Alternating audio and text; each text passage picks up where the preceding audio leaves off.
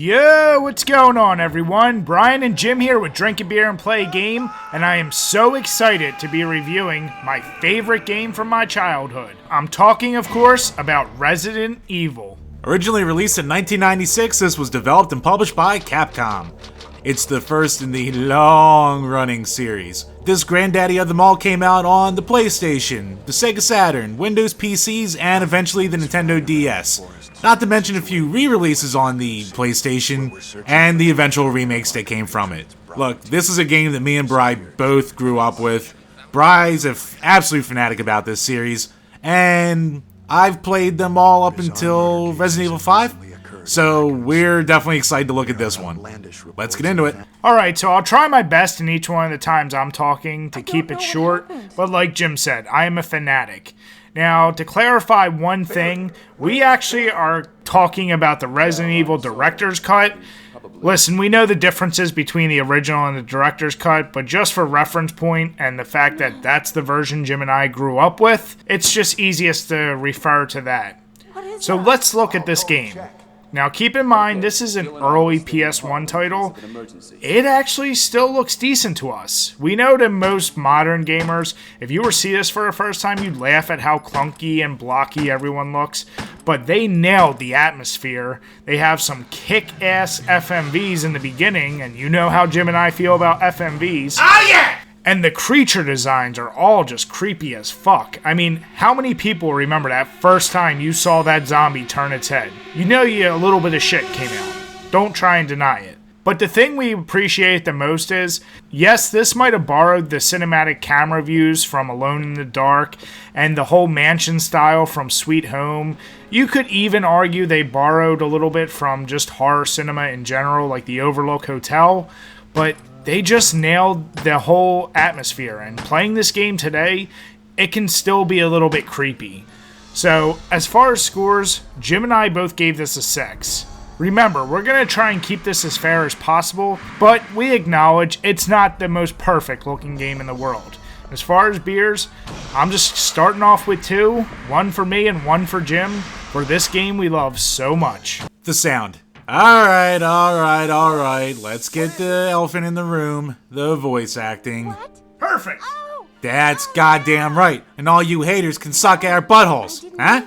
How about that, huh? Goddamn timeless, huh? Okay, it's kind of rough, but it gives it such a cheesy charm. We can easily look past it, and it gives us all the memorable lines that we all know so well. Bri, do a little mini montage. You got it! Captain Wesker, where's Chris? Stop it! Don't open that door! Chris is our old partner, you know. Stay alert! What? What is this? Harry? What is it? Watch out! It's a monster! Let me take care of this. Jill, here's a lockpick. It might be handy if you, the master of unlocking, take it with you. Jill? Is that you, Jill? What happened? Barry? Help me, please! The door won't open! Quick! Oh, Barry! That was too close. You were almost a Jill sandwich. You're right. Barry, thanks for saving my life. Thank you. But even more importantly, let's get to the actual sound in the game. There is music, but it's used really sparingly, and it only happens in a couple different rooms, and it's used so smartly, I guess is the word I want to use, because it just fits so well. It really builds the tension in certain spots. Certain rooms, like the save rooms, it'll make you feel just a little bit safe, and then during heavy action sequences, it'll really just get the heart pumping. And the ambient noise in this game is so good. Even 20 years later, this game can still freak the shit out of you if you turn off all the lights, put on a surround sound, and just let yourself get immersed in the experience. So with all that being said, we gave it 8s. Maybe if the voice acting was a little better, it could have gotten closer to that 10 range, but for what it is, it's timeless, we love it, and as far as beers go, you don't need any, you'll be pooping your little panties. Talking about elephants in the room, let's talk about the control.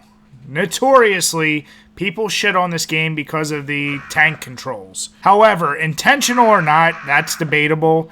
The controls actually add an element to the whole survival horror element of the game, and it makes it a lot more difficult to deal with enemies. At the end of the day, this is not an action game. This is a, puzzle survival horror. You're not supposed to run into a room and be able to clear it out. If you see a monster, it's going to be a little more difficult. Now, depending if you have auto assist for the aiming on, that can make your life a whole lot easier, and we know some purists will give you shit if you want to use it. But let's put it this way, if you've beaten a game without auto assist and then you just want to go back for fun, chances are you're going to turn it on, and you're going to ignore a lot of the issues that this game comes up with. Also, the fact that it has that cinematic camera style, sometimes you'll be running into a room, it'll change direction, and it'll screw up the way you're running. So little annoyances like that, we acknowledge it can be an issue, but like I said, the control never stopped us from having fun with this title. And the last thing I'll mention before getting to the score is the inventory management. The menu could have been a little better flowing, I guess. Maybe because I spent so many years dicking around with it. But let's put all that aside. I gave the game a 6. Jim gave it a 5. It's absolutely average. And for me, like I said, I got used to it. So I don't even consider it bad controlling. And as far as beer, I'm going to add 1. And it's for you, Mr. Butthurt out there that probably thinks we're giving this game too high of a score. The gameplay. This is a survival horror game. And you know what? It does both of them really well. And, God, it's probably been at least a decade since I played the original. And going back to it, and the fact that I played as Chris, god damn it, why? The survival aspect's really a big part of it. Like, this is not a game that you can go through and just kill the zombies in every room and try to move on, because you're gonna run out of resources quick. You're gonna get your ass kicked quick, and you're gonna die a lot until you know exactly what to do. And like I said with the sound, it's a creepy son of a bitch, so it really keeps that going. So besides the survival and the horror, there's a lot of puzzles in this game. And granted, they're not the hardest things in the world to figure out, but for a first timer, you're gonna get surprised by some of them. There are actual secrets in the game, and there's even little ones like secret little ammo stashes that you really can't see that easily that you'll probably recognize or accidentally stumble upon in repeat playthroughs. Not to mention the fact that the game is different depending on whether or not you play as Jill or as Chris. You get different cutscenes, different storylines, but it's all within the same overarching kind of hub of a game world. So when it comes to scores, Brian gave it a 9 and I gave it an 8. It's an excellent game, a great horror survival experience, and when it comes to beers, I'm going to add 2 beers for the 2 different stories you get in the game. So the originality is the biggest area where Jim and I differ in scores, and I was a lot more lenient. When you hear the word survival horror, chances are the first game you're going to think of, at least as the founder of this genre, is going to be Resident Evil. And obviously, that's debatable. We all know that this is a spiritual successor to the game Sweet Home, which was an excellent title, and had a lot of the same atmosphere, game tropes, and just mechanics that we got used to in this title. And, like we said, with Alone in the Dark, the camera style, even the way you control the player, it's all things we were used to and we've seen before, but this put it together in such a package that most people never played either one of those games eventually would come and play this. Not to mention, it brought horror to the forefront of video games, and by no means am I trying to say that this is the first horror game, because there's obviously hundreds of other games before this, but things like zombies, they were just laughable enemies. This game made them scary again, and yeah, they might only take a couple bullets, but like Jim said, if you're trying to manage that ammo, they become a whole lot more stressful to deal with. So while the game may not have introduced all of the tropes and the mechanics we're used to, in my eyes, it perfected it into a package that we hadn't seen before.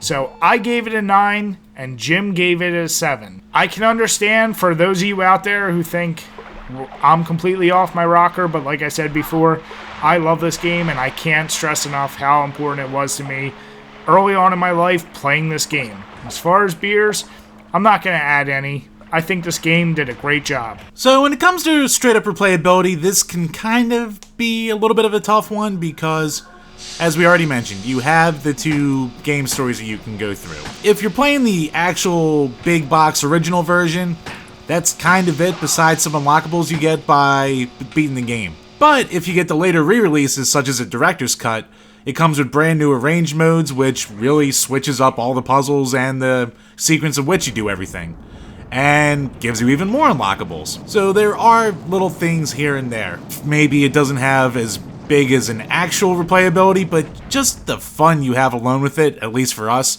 it'll keep you coming back. So Brad gave it a 7, and I gave it a 6. And as far as beers go, I'm just gonna add 1 beer, because if you're gonna get this game, you might as well get the whole Director's Cut package and get all the content you can. But make sure it's the one with Chris on the cover, because the one with the zombie, the greatest hits, that one sucks. But Brian, that's the version I have. Because you're a sucker. Damn it! So overall, I know you guys have heard this enough times throughout this video, but Jim and I love this game.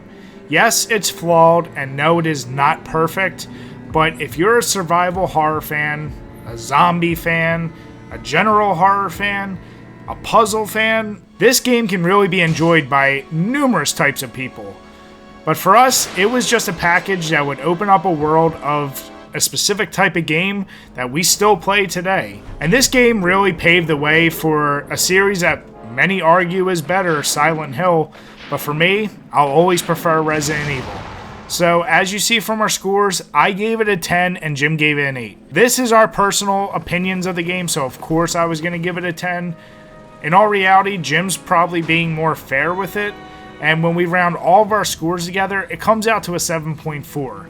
Not gonna lie, breaks my heart a little bit to see it at that, but when I really think about the game and what it offered, in reality, it couldn't get any higher from us. So if you've never played this game, then as soon as you're done this video, go out, buy it, and play it, and let us know what you think. When it comes to beer pairing, I'm gonna have to go with the AleSmith Evil Dead Red Ale. Just look at this label. This beer has a lot of character, and they even threw in the nice little touch of having their alcohol level at 6.66%. Just like Resident Evil, this beer opened up my eyes to a new variety of beers that I really didn't know that much about, and now I really enjoy. But this is still my favorite one. It has a lot of flavor and it goes down really smooth. So if you can find it, it's worth picking up 1 to 2 bottles and sitting down and playing through this game. I'm sure you'll have a good time. But just remember to drink your beers and play your games responsibly. As always, guys, thanks for checking out this video, and if you enjoyed it, make sure you give us a thumbs up, leave some comments, or better yet, why not subscribe? Till next time, guys, cheers.